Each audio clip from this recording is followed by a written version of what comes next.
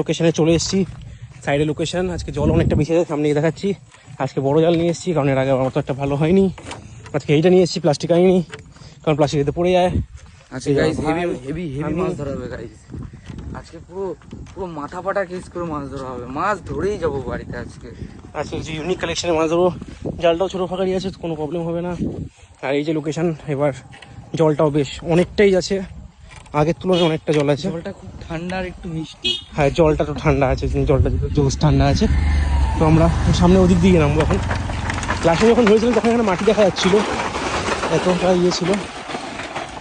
তো আমরা গিয়ে দেখাচ্ছি যে আছে কী কী মাছ পাই।